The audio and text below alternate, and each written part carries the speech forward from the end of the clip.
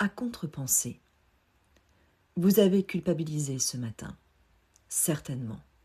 Peut-être de ne pas avoir assez travaillé, ou trop, d'avoir crié sur vos enfants, de ne pas avoir appelé votre mère, de vouloir plus que ce que vous avez, d'avoir ce que les autres n'ont pas, ou tout simplement d'oser penser à vous, juste à vous, à peine 5 minutes.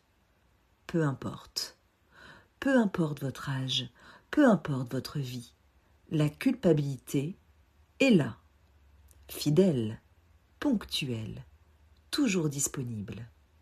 Comme ce vieux Lévis usé dans votre dressing, vous savez, celui dont vous ne voulez pas vous séparer. Parce que voilà la question que personne n'ose poser. Et si vous l'aimiez, votre culpabilité? Pas consciemment, bien sûr, pas volontairement, mais quelque part, au fond. Elle vous est bien utile, non? Elle vous sert, et vous le savez. Il y a un homme qui a passé sa vie à fouiller les recoins les plus sombres de l'âme humaine. Un Russe, un génie tourmenté, quelqu'un qui connaissait la souffrance de l'intérieur. Dostoïevski. Et dans Crime et Châtiment, il fait quelque chose d'extraordinaire. Son personnage, Raskolnikov, commet un meurtre. Et avant même que la justice ne le trouve, il se punit lui-même. Il se torture, il s'effondre, il se ronge de l'intérieur. Pourquoi? Pas par remords, non, parce que la culpabilité lui donne quelque chose d'essentiel, une identité. Je suis coupable, donc j'existe. Je souffre, donc je mérite d'être là. Je me punis, donc, au fond, je suis quelqu'un de bien. Vous voyez où je veux en venir? La mère qui culpabilise de travailler, mais qui ne démissionne pas.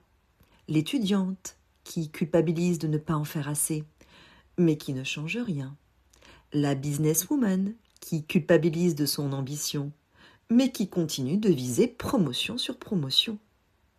La différence avec les bonnes raisons vous immobilisent.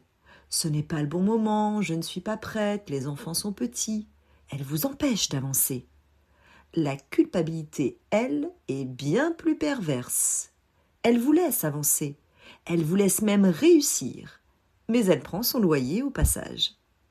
Je travaille, mais je culpabilise, donc je reste une bonne mère. Je réussis, mais je culpabilise, donc je ne suis pas une arriviste.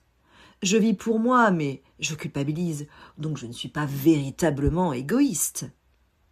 La culpabilité est votre ticket d'entrée.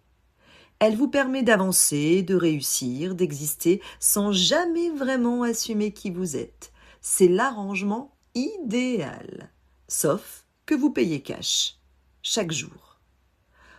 Autrement dit, la culpabilité n'est pas votre ennemi, c'est votre alibi. Laissez-moi vous montrer comment elle opère vraiment. La culpabilité, c'est le videur sur le pas de la porte de votre vie. La porte est ouverte et vous voulez entrer telle que vous êtes vraiment. L'ambitieuse, la mère imparfaite, l'indépendante, l'hypersensible, l'introvertie, la créative, celle qui veut tout ou celle qui ne sait pas encore. Mais la culpabilité est là. Et elle dit « Toi, tu n'entres pas. Tu n'as pas le bon dress code. » Alors, vous avez 2 options. Laissez le videur décider de qui vous êtes et serrer dans votre Lévis, la respiration coupée, passer toutes les portes sans jamais vraiment être vous-même. Bref, une vie en apnée. Ou alors, accepter de faire le tri.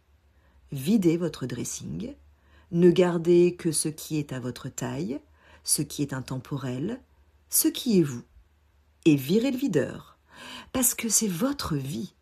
Et le seul videur autorisé, c'est vous, tel que vous êtes, vraiment, sans culpabilité aucune.